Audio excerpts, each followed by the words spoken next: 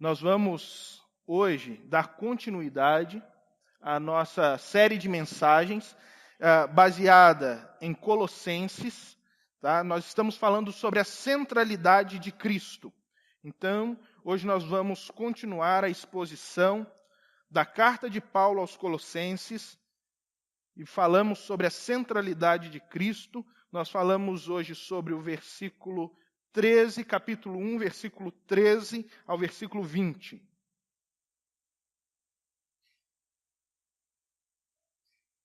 Colossenses, capítulo 1, versículo 13 ao 20.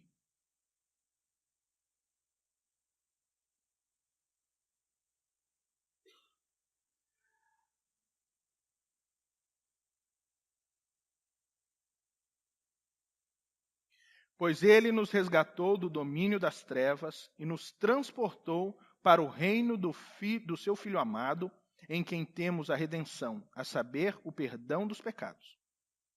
Ele é a imagem do Deus invisível, o primogênito de toda a criação, pois nele foram criadas todas as coisas, nos céus e na terra, as visíveis e as invisíveis, sejam tronos ou soberanias, poderes ou autoridades. Todas as coisas foram criadas por ele e para ele. Ele é antes de todas as coisas, e nele tudo subsiste. Ele é a cabeça do corpo, que é a igreja. É o princípio e o primogênito dentre os mortos, para que em tudo tenha supremacia. Pois foi do agrado de Deus que nele habitasse toda a plenitude e por meio dele reconciliasse consigo todas as coisas, tanto as que estão na terra quanto as que estão nos céus, estabelecendo a paz pelo seu sangue derramado na cruz. Até aí. Na semana passada nós vimos qual era a intenção de Paulo ao escrever a sua carta aos Colossenses. Nós vimos que a igreja era uma igreja pequena, que a cidade era uma cidade com pequena relevância dentro da localidade aonde ela estava. Nós vimos que haviam cidades mais importantes, como a cidade de Laodiceia, como a cidade de Hierápolis. Ela ficava ali no vale do rio Lico, e apesar de ser um vale com muitas potencialidades para alavancar a economia de uma cidade, a cidade de Colossos era uma cidade pequena. Era uma cidade pequena, as demais, elas conseguiram crescer e a economia se fortaleceu, principalmente por causa das indústrias têxteis que ficavam tanto em Hierápolis quanto principalmente em Laodiceia. Laodiceia se tornou um grande centro oftalmológico do mundo antigo. As pessoas iam para lá para tratar os seus olhos, fora as minas de ouro que existiam ali. A cidade de Hierápolis era uma cidade turística por causa dos seus banhos quentes, as suas águas termais. Então as pessoas iam e procuravam esses banhos porque eles eram terapêuticos. Então essas cidades, elas cresceram muito mais do que a cidade de Colossos. E a cidade de Colossos, apesar de estar nesse mesmo vale, ela foi com os tempos sofrendo uma decrescência, ao invés de crescer como as demais cidades que eram tão próximas dela. E Paulo vai destinar a sua carta justamente para essa cidade. Por quê? Porque Epáfras, o pastor dessa cidade, vai procurar Paulo na prisão. E vai contar a Paulo tudo o que está acontecendo na cidade com a igreja dos Colossenses. E aí, ele vai abrir o coração a Paulo, e Paulo vai ajudar Epáfras a doutrinar essa igreja. E na intenção de doutrinar essa igreja, Paulo vai escrever o maior tratado cristológico do Novo Testamento.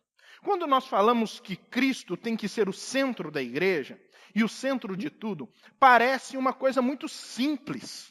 Parece uma coisa simples porque você olha para mim e fala assim, mas pastor, eu sei disso. Eu sei disso. Eu sei que você sabe disso. Mas nem sempre é o que acontece. Nem sempre é o que acontece, principalmente em um mundo como o nosso, aonde o teocentrismo, ou seja, a visão de Deus como centro do mundo, foi retirada, e nós vivemos em um tempo onde a prerrogativa é o antropocentrismo, ou seja, o homem é centro de tudo, o homem é o centro de todas as coisas, é difícil nós percebermos as sutilezas que entram dentro da igreja e roubam a centralidade de Cristo. E roubam a primazia do Senhor Jesus na vida das pessoas. Isso pode ser visto em algumas confissões dentro da própria igreja, onde as pessoas dão ordem a Deus para que Deus faça aquilo que elas querem, e se Deus não cumprir aquilo que elas querem, então Deus deixa de ser Deus. Quantas vezes nós vemos isso na televisão? Pessoas que estão vindo para a igreja, não por causa do seu amor a Cristo, mas por causa daquilo que Cristo pode fornecer a ela de bem-estar. Bem-estar, que eu digo, de qualidade material. E não por causa de um amor, e não por causa de uma compreensão do seu estado de necessidade, de um Cristo Salvador. Tudo isso é roubar a centralidade de Cristo, a primazia de Cristo. Nos tempos em que Paulo escreveu a sua carta aos Colossenses, existia um grupo denominado gnósticos, como nós vimos na semana passada, que estavam engendrando dentro da igreja sutilezas, heresias muito sutis, que tiravam a centralidade de Cristo, que também roubavam a centralidade de Cristo. Em primeiro lugar, eles questionavam o evento histórico da vida de Jesus. Eles diziam que o homem que caminhou na terra, ele realmente não podia ser Deus, porque Deus é espírito, e por isso ele é bom, e toda matéria, tudo que é matéria é má. Então essa matéria má é capaz de corromper o espírito bom. E porque Deus é plenamente bom, ele não pode compactuar com a maldade da matéria. Logo, ele não podia ter vindo em carne. Ele não veio em carne. Outra coisa que eles diziam é que pelo corpo ser algo totalmente mau, e eles terem os seus rituais de conhecimento, porque eles acreditavam que você não era salvo pelo evento da cruz, mas você era salvo por um conhecimento secreto. E você então precisava ser iniciado nesse conhecimento secreto, sabe? Nesses conhecimentos místicos que eles diziam ser o motivo da salvação do ser humano. E então as pessoas passavam a ter conhecimento desses princípios, e quando eles tinham conhecimento desses princípios, então a salvação acontecia. E quando a salvação acontecia, o que estava salvo era o espírito, porque o corpo era simplesmente esse invólucro mau que retinha ou que retém o que é bom. Logo, não importa o que você faça no corpo, importa que o seu espírito já está salvo por causa desse conhecimento secreto. Então, eles podiam praticar todos os tipos de libertinagem, todos os tipos de maldade, porque todos os pecados que eles cometiam no corpo e não no espírito. Então, eles podiam viver da maneira como eles quisessem, pecando o quanto quisessem, porque todos esses pecados eram simplesmente fruto do corpo. Agora, pelo conhecimento secreto deles, eles já estavam salvos no espírito. E Paulo agora vai começar a tratar justamente a respeito dessa visão gnóstica que estava entrando dentro da igreja e pervertendo o conhecimento. E aí, ele vai começar a sua palavra dizendo: pois ele nos resgatou do domínio das trevas e nos transportou para o reino do seu Filho amado, em quem temos redenção, a saber, o perdão dos pecados. Paulo começa a falar aos Colossenses a respeito de algumas verdades espirituais. A primeira verdade espiritual é que existe um império das trevas. E que esse império das trevas, ele é totalmente contraposto ao império da luz, ao império do Cristo, ao reino do Cristo. O reino do Cristo seria o reino do bem, e o reino das trevas, esse reino do mal. E nós estávamos presos, aprisionados, nós estávamos entregues a esse império das trevas. A primeira verdade é que existe um mal no mundo, que existe um mal na minha vida, que existe um mal na sua vida, e que nos prendia nos grilhões do pecado, debaixo dos poderes de Satanás. Entretanto, ele vai falar, mas ele nos transportou. É como uma árvore que foi arrancada pela raiz e transplantada em outro lugar. Ele vai falar, ele nos resgatou. Não foi você que salvou a si mesmo. Não foi você que promoveu a sua salvação. Nós não conseguimos fazer a nossa autossalvação. Foi o próprio Deus que nos transplantou, que nos pegou, que nos quis e que nos retirou de um lugar e nos transportou para o reino do seu Filho amado. O homem não pode por si mesmo sair do império das trevas. Ele só pode ser retirado de lá. E foi justamente isso que Deus fez por nós. E somente Deus, somente Ele pode libertar o ser humano. E como foi que Ele nos resgatou? Como foi que Ele nos transportou para esse outro lugar? Ele nos transportou pela redenção. Redenção é você comprar alguém que é prisioneiro de outro. É você libertar uma pessoa. Quando foi que Ele nos libertou? Quando foi que Ele perdoou os nossos pecados? Na cruz do Calvário. Foi ali que a salvação aconteceu de fato, na minha vida e na sua vida. E quando essa salvação nos alcançou, quando essa salvação começou a fazer parte da nossa vida e nós fomos transplantados, quando nós fomos levados do império das trevas para o reino de Cristo, o resultado desse transportar, irmãos, é que nós passamos a fazer parte de um outro reino. E isso é muito importante. É muito importante para você ver a distinção entre a sua vida passada e a sua nova vida em Cristo.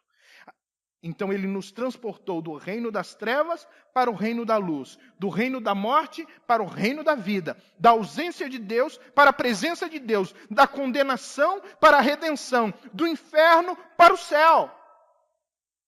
É isso que Ele fez conosco. Foi esse tipo de transportar que Ele gerou na minha vida e na sua vida. Isso é extremamente importante porque precisa ter resultados práticos na nossa vida. Não é simplesmente um evento que acontece no espírito, como os gnósticos diziam, e que não tem a aplicação prática no nosso dia a dia. Quando nós observamos toda a estrutura bíblica, nós percebemos que somos chamados a um novo estilo de vida, a um novo comportamento, à imagem de Jesus Cristo. Esse transportar, ou essa salvação, como poderíamos denominar o transportar, pode ser bem entendida por aquela história que eu já contei para vocês sobre um senhor que saiu da Inglaterra para tentar ganhar a vida no Novo Mundo e foi para os Estados Unidos, ainda naquela época, Nova Inglaterra, e na época da corrida do ouro, ele conseguiu encontrar uma mina de ouro. E ele trabalhou durante muitos anos, a fio, colhendo e recolhendo o ouro naquela mina, até que ele falou, estou abastado, vou voltar para a minha terra. E ele pegou tudo o que tinha para voltar a Inglaterra e resolveu passar em Los Angeles, na conhecida e famosa Praça de Escravos de Los Angeles. E quando ele chegou na Praça de Escravos, ali havia uma mulher que estava sendo vendida como escrava. E ele se aproximou e 2 homens estavam dando lances e lances altos por aquela mulher. E ele, quando se aproximou daqueles homens, escutou que aqueles homens intencionavam com a compra daquela mulher. E não eram coisas boas. E aí ele, segundo eu, teve compaixão daquela mulher por causa de tudo o que aqueles homens estavam querendo fazer com ela. E ele começou a dar lances por aquela mulher. E ele dava um lance, os homens davam um lance mais alto. Ele dava outro lance e os homens davam um lance mais alto. Aí ele falou, eu pago o dobro de tudo que eles pagarem. Aí o leiloeiro falou assim, mas o senhor está entendendo o que o senhor está fazendo? O senhor está pagando um preço que ninguém pagaria por um escravo. Aí ele, eu sei, mas o senhor tem condições de fazer isso? Aí ele fala assim, eu sou o único que tem. E então, o leiloeiro diz, a escrava é sua. Ele paga e vai lá e começa a desatar a escrava do tronco. Enquanto ele está desatando a escrava, ela cospe no rosto dele. E ele então limpa, pega aquela mulher, leva ela para o seu hotel, pede às camareiras para que deem um banho nela, troca as roupas dela e leva uma bandeja de comida para ela.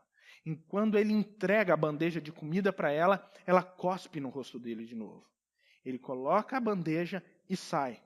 Depois que ela se alimenta bem, ele pega aquela mulher, coloca em sua carruagem privada e leva aquela mulher até o despachante mais próximo, o cartório mais próximo.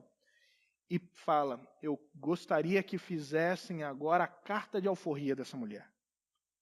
E ele então, foi preenchida a carta de alforria, ele assinou a carta de alforria, entregou para aquela mulher e falou, você está livre. E ela cuspiu no rosto dele de novo. E ele falou assim, você não está entendendo o que eu estou fazendo por você, eu estou te dando a liberdade. E ela começou a chorar. Ela começou a chorar e ela disse, você está me dizendo que você pagou o preço que ninguém pagaria por um escravo, você me deu banho, trocou as minhas vestes, me alimentou e agora está me dando a liberdade sem querer nada em troca? Ele é isso, justamente isso. E ela começou a chorar novamente. Ele entregou a carta de alforria, ela segurou. E quando ele estava saindo, ela segurou o seu paletó e disse, posso te fazer um último pedido? Ele falou assim, claro que pode.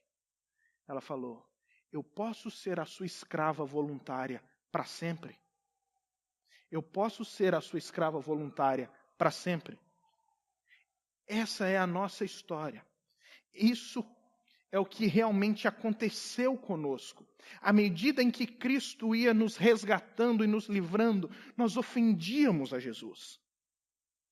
Nós fizemos tantas coisas através da nossa história que era como cuspir no rosto de Jesus à medida em que ele nos libertava e nós nem percebíamos. Até que nós passamos a ter consciência dessa liberdade, consciência dessa libertação de Cristo. E quando nós temos consciência que Ele nos transportou de um reino de trevas, de um aprisionamento, sabe, da maldade, das atrocidades que haviam no reino do mal e nos fez dignos de entrar no reino do seu Filho amado, então a nossa única conclusão é dizer, Senhor, eu posso ser o seu servo voluntário para sempre. Eu posso servir ao Senhor para sempre. Eu posso fazer parte da tua casa para sempre. Eu quero estar junto com o Senhor para sempre. Porque salvação é essa mudança de compreensão do que Cristo está fazendo por nós. Você entende que Ele resgatou você de um tremedal de lamas e transportou você para um reino de dignidade. E isso significa mudança radical domínio sobre as nossas vidas. Nós não estamos mais debaixo do império das trevas. Sabe aquela história de que o diabo está entrando na sua casa e está fazendo as coisas? E, meu irmão, você precisa entender debaixo de qual reino você está, qual é o Senhor da sua vida. Porque se existem questões que ainda são difíceis de se entender sobre a ação do mal na nossa vida, talvez seria melhor nós nos perguntarmos quem é de fato o Senhor sobre a nossa vida. O Senhor sobre a nossa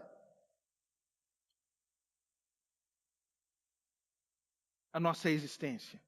Quem é que está realmente regendo? Isso não quer dizer que não haverão momentos difíceis. Isso não quer dizer que não haverão momentos em que o próprio diabo talvez levante situações que se tornarão difíceis sobre as nossas vidas. O que quer dizer é que nós sempre nos sentiremos seguros em Cristo Jesus. Essa é a grande diferença. Quando nós entendemos a salvação e esse transportar, nós entendemos e temos a compreensão do que significa redenção. Redenção significa que a nossa dívida, a sua dívida foi paga. Você era devedor. Agora, existe uma teoria louca aí fora de que Cristo na cruz pagou a nossa dívida e Ele pagou a dívida para o diabo. Ele pagou a dívida para o diabo porque o diabo era que detinha essa nota que precisaria ser paga. Não é. Quando Cristo morre na cruz, a intenção dele não é pagar nada para o diabo. Ele está pagando para o próprio Deus. Foi Deus o ofendido. Foi o Pai o ofendido. Ele morre para satisfazer a justiça de Deus. Porque Deus não pode ser justo simplesmente perdoando aleatoriamente os transgressores. É por isso que ele lança sobre Jesus toda a punição que era para a minha vida e para a sua vida. Isso é redenção. Jesus pagando a nossa dívida. E qual é o valor da minha dívida e da sua dívida? O preço é o sangue do Filho de Deus. Não tem valor mais alto. Ele pode dizer, só eu posso pagar a dívida de vocês. Só eu. E ele faz isso para que nós possamos, ao mesmo tempo que nós somos livres e libertos por ele, nos tornemos propriedade dele. Propriedade em que sentido? Propriedade, em primeiro lugar, porque ele é o nosso Criador. E em segundo lugar, propriedade, porque ele nos resgatou, ou seja, ele nos comprou de volta. Então nós passamos a ser duplamente dele. Ele é o nosso Senhor. E isso é uma mudança radical no nosso estilo de vida. Porque vai exigir também uma mudança radical na devoção do nosso coração. A quem você serve de verdade? A quem você tem servido de fato nos últimos anos? A Cristo ou a você mesmo? Qual é o seu interesse maior? Servir e dispor a sua vida para que Cristo seja glorificado através dos seus atos? Ou simplesmente abastecer os celeiros da sua vontade e do seu ego? Para que você está vivendo? Porque se você entendeu que você foi liberto um dia por Cristo e transportado, a sua única reação é dizer para ele, Senhor, eu posso ser o seu servo para sempre. Eu posso ser o seu escravo para sempre. Porque era assim que os apóstolos se denominavam. Paulo fala, Paulo, apóstolo, servo de Jesus Cristo, ou seja, escravo de Jesus. Pedro, servo. Pedro, escravo. todos eles se denominavam como escravos de Jesus, porque entendiam que foram comprados por ele.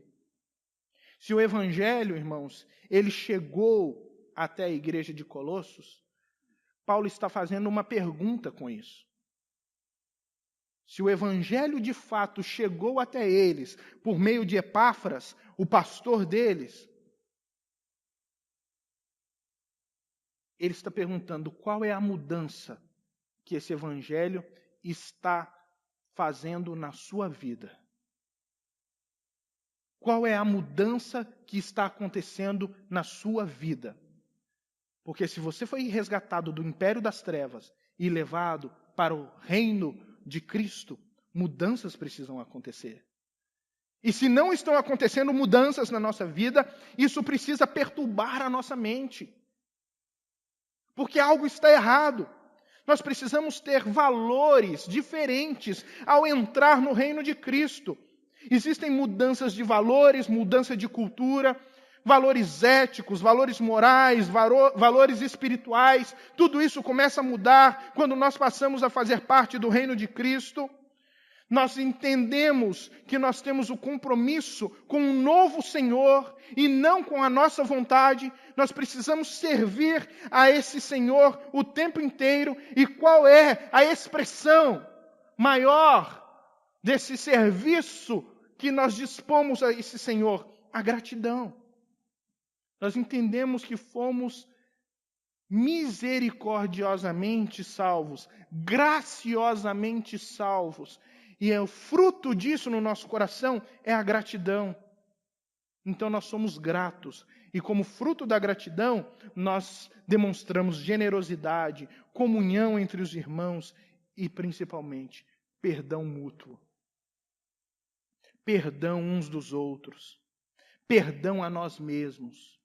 Porque somente em Cristo esse tipo de ambiente pode ser formado, porque esse é o ambiente do reino de Deus. É o ambiente em que a igreja transita. Aí chega no versículo 15, irmãos. Paulo começa a escrever: Ele é a imagem do Deus invisível. E vai nessa pegada até o versículo de número 20. Até o versículo de número 20, Paulo começa a falar a respeito de quem é Jesus e qual é a sua obra. Só que é muito interessante a maneira como Paulo vai agora trabalhar o ensinamento com os colossenses. Sabe o que ele faz? Ele começa do versículo 15 ao versículo 20 a transcrever um hino cantado na igreja. Porque do versículo 15 ao versículo 20, está escrito aí um hino, uma música como nós cantamos aqui na igreja. E ele pega essa música, alguns autores vão dizer que ele usa essa música para ensinar e começa a fazer acréscimos, mudanças nessa música, para que eles pudessem entender de fato quem é Jesus. É como uma música que é cantada aí fora e tem alguns problemas teológicos, e quando nós trazemos para a igreja, nós fazemos algumas adaptações para poder ensinar a igreja a respeito das verdades em Cristo. É justamente isso que Paulo está fazendo. E por quê? Porque a música é uma grande forma de louvor, mas também é uma grande oportunidade de ensino. E na igreja, irmãos, não existe liberdade poética. Não existe liberdade poética para ferir uma estrutura bíblico-teológica. Ninguém pode falar assim, mas isso aqui que eu escrevi essa música é a minha liberdade poética. Por isso que está em desacordo com a Bíblia. Não, então não é louvor. É música como qualquer outra música, mas não é louvor ao Senhor. Louvor, irmãos, é quando você fala de si mesmo para Deus. E abre o seu coração para Deus. Quando você fala de si mesmo para si mesmo, como muitas músicas que nós temos cantado aí fora, isso não é louvor, isso é autoajuda. É totalmente diferente. E agora, a partir do versículo 15, nós podemos acompanhar duas divisões nessa música. A primeira delas, do 15 ao 17, fala a respeito da visão de Cristo como o Criador Todo-Poderoso. Cristo é o Criador Todo-Poderoso. Ele vai dizer, Ele é a imagem de Deus. Não devemos pensar que Ele é a imagem no sentido de mera cópia. Ou Ele foi copiado por Deus e colocado no mundo. Não. Na antiguidade, irmãos, quando um território era conquistado, o imperador, geralmente, ele construía imagens, estátuas, e colocava no centro das cidades, para que todas as pessoas que passassem por ali soubessem que o domínio daquele lugar era dele. Que o domínio pertencia a ele. Quando Deus criou o homem, é muito interessante, porque ele faz o homem à sua imagem e à sua semelhança. A sua imagem e a sua semelhança quer dizer que nós conseguimos pensar, nós temos vontade, nós conseguimos governar, nós raciocinamos, nós temos emoções. Tudo isso são coisas que nos diferenciam das demais criaturas. Mas existe esse ponto, esse aspecto muito importante da imagem, que nós nos tornamos representantes. Era, de fato, para nós, como seres humanos, a imagem de Deus, representá-lo no governo de todas as coisas. Então, quando todos olhassem para o ser humano, então eles veriam o ser humano no governo do mundo, mas Deus no governo de todas as coisas. E nós percebemos que depois da queda, isso foi torcido. O ser humano roubou para si o governo do mundo e faz tudo o que faz para a sua própria glória e não para a glória de Deus. E quando vem Jesus e ele entra na história como a imagem de Deus, nele nós vemos então que todo o governo pertence a Deus. Quando nós olhamos para Jesus, quando o mundo inteiro olha para Jesus, nós percebemos que Deus governa sobre todas as coisas. Ele nos mostra que Deus está sobre todas as coisas por causa da sua perfeição, por causa da sua devoção ao Senhor. Então, Ele é a imagem de Deus. Primeiro, porque Ele é o próprio Deus. Ele é o próprio Deus. Ele desfruta da mesma essência do Pai, porque Jesus representa o domínio de Deus sobre todo o mundo. Da mesma forma que Adão deveria representar, mas não conseguiu. E também, irmãos, quando nós olhamos para Ele, nós temos a esperança da redenção que alcança todas as coisas criadas. Ou seja, quando nós olhamos para Jesus, a esperança brota do nosso coração. Porque nós sabemos que para nós haverá um dia depois do túmulo. Porque para toda a criação haverá o dia da redenção.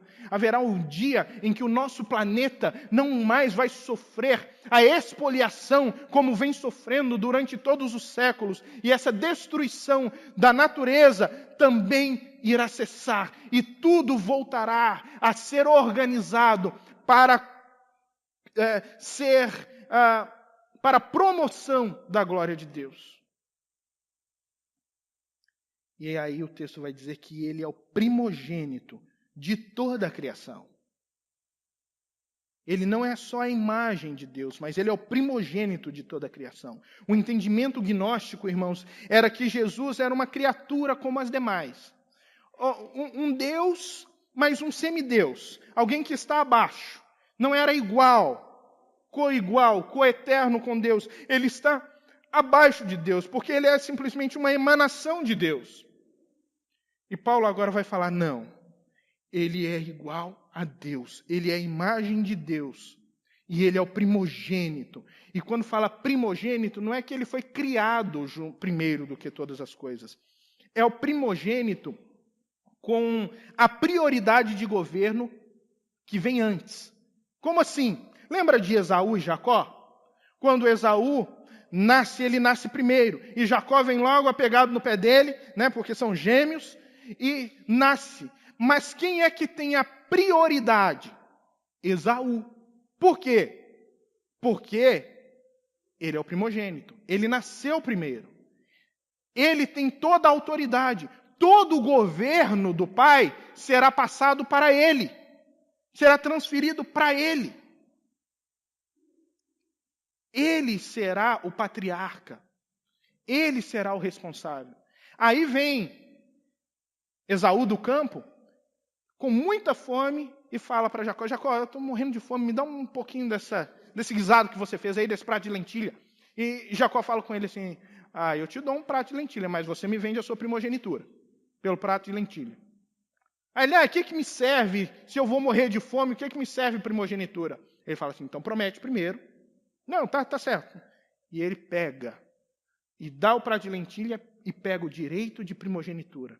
E quando você vê Isaac abençoando Jacó, ele vai dizer: que todos os povos te sirvam, que todos os teus irmãos se dobrem diante de você, que você tenha a primazia. É isso que Jacó está dizendo. Então, o que a Bíblia está dizendo, Paulo está dizendo, é que Jesus ele tem a primazia sobre todas as coisas. Ele tem a autoridade sobre todas as coisas.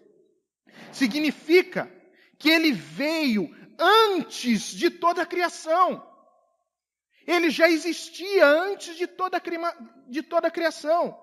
Essa é a intenção do texto. E ele continua o mesmo pensamento no versículo 16, dizendo: pois nele foram criadas todas as coisas, nos céus e na terra, as visíveis e as invisíveis, sejam tronos ou soberanias, poderes ou autoridades. Todas as coisas foram criadas por ele e para ele. Vai dizer, não é apenas que ele existia antes. É que ele fez todas as coisas. Ele criou todas as coisas. E os gnósticos acreditavam que quem havia criado as coisas eram as emanações como anjos. Os anjos haviam criado o mundo como nós conhecemos hoje. O mundo como nós conhecemos hoje era fruto dessa ação angelical. Mas Paulo vem falando, não são os anjos. Quem criou todas as coisas foi Jesus. Ele estava antes de todas as coisas, criou todas as coisas e criou por um motivo, para ele. Ele criou para si mesmo. Ele criou para a sua glória. Nós fomos criados para a glória de Deus. Nós fomos criados para a glória de Cristo. Então, quando Paulo ele vem invertendo essa ordem, ensinando que Jesus ele criou todas as coisas, sejam nos céus, as visíveis e as invisíveis. Ele está dizendo, sabe os anjos, que vocês acreditam que eles criaram as coisas e que vocês fazem orações por eles, para que eles possam interceder por vocês? Então, até mesmo eles foram criados por Cristo. Todas as coisas estão debaixo da autoridade de Jesus. Ele é alguém que está acima de tudo. E esse é uma grande questão, irmãos. Porque principalmente nos nossos dias, perguntar como surgiu todas as coisas é extremamente relevante. Porque você aprendeu que todas as coisas surgiram espontaneamente, que vieram a partir de um processo evolutivo a nos tornarmos quem somos, de uma ameba ao ser humano. Nós aprendemos que nós somos simplesmente descendentes de um macaco. Nesse aspecto, a pergunta que nós precisaríamos fazer é, se viemos do macaco, quem é o macaco da sua família? Não é verdade? Quem é o macaco? Não, se você não é macaco, o seu pai era macaco? Não. Não, o seu avô era macaco? Não. O seu bisavô era macaco, então? Não. Então, o seu tataravô era macaco? Não, alguém foi macaco na sua família. Lá atrás, alguém foi macaco na sua família. Porque essa é a compreensão das pessoas. É isso que é ensinado nas escolas, é o que os teus filhos estão aprendendo como verdade, é o que está sendo ensinado nas faculdades como verdade. E esse é o grande problema, que é ensinado como verdade, mas isso não é uma verdade, isso é uma teoria. E teoria é aquilo que pode ser, quanto pode não ser. Tem o fator da dúvida. Quando nós olhamos a perspectiva bíblica a respeito do surgimento de todas as coisas, nós entendemos que as coisas não surgem espontaneamente, as coisas elas surgem porque existe um designer por trás delas. Prédios são construídos porque existem engenheiros. Alguém constrói uma cadeira porque porque ele sonhou com a cadeira antes. Existe sempre uma mente inteligente por trás das coisas que surgem. E vida só surge a partir da vida. Vida não surge a partir daquilo que não tem vida. Pedra não gera vida. Quem gera vida é aquilo que possui vida. É planta, é animal, é ser humano. Isso gera vida. E essas questões, esses questionamentos, eles estão cada vez sendo mais perceptíveis dentro do ambiente da igreja e entram como uma confrontação à perspectiva bíblica da criação. E é justamente algo muito parecido com o que os colossenses estavam enfrentando. Com aquelas heresias. Porque estavam tirando de Cristo a dignidade, ou roubando de Cristo a primazia de ser Ele o Criador de todas as coisas. Estão roubando dentro das igrejas, nas escolas, nas faculdades, a primazia de ser Cristo o Criador de todas as coisas. E Paulo está justamente agora enfatizando, não, todas as coisas foram criadas por Ele e para Ele. As coisas surgem porque existe vida, e vida gera vida. É a única maneira de vida vir à existência. Deus é vida, Cristo é vida. E também ele combate a heresia de um mediador que não seja o próprio Cristo. Ou seja, para você chegar a Deus Pai, você só chega através de Cristo. Somente através de Jesus você pode chegar ao Pai. Mas eles achavam que podiam ter um mediador para receber as suas bênçãos, que eram anjos. E não importa, irmãos, se é anjo, se são espíritos, se são santos ou se são objetos sagrados, como existem hoje muitos dentro das igrejas evangélicas. Não importa se é o anjo ou se é a arquinha da aliança, se é o anjo ou se é a meia da bênção, ou se é o anjo ou se é o sabonete de Esther, se é o anjo ou se é a água abençoada, se é o anjo ou se é, sei lá, a fita que abençoa, ou a chave que abre as portas, ou a caneta para assinar cheques que não voltam. Não interessa, irmãos, o que seja, quando é colocado como mediador da bênção de Deus sobre as nossas vidas, está roubando de Cristo a sua primazia, está roubando de Cristo a compreensão de que Ele é o primogênito de toda a criação. Ele é o Cristo, que é o Criador e ao mesmo tempo o fim de toda a criação. Por que Ele é o fim de toda a criação? Porque tudo foi feito para o seu eterno gozo. Tudo foi feito para o seu prazer. Tudo foi feito para a sua glória. Nós temos um objetivo de vida. Nós temos um motivo de viver. Toda a nossa vida, tudo o que somos, deve concorrer para a glória desse Cristo. Para mostrar esse Cristo em nós. E mostrar que Ele nos transportou do império das trevas para o reino do Filho do seu amor.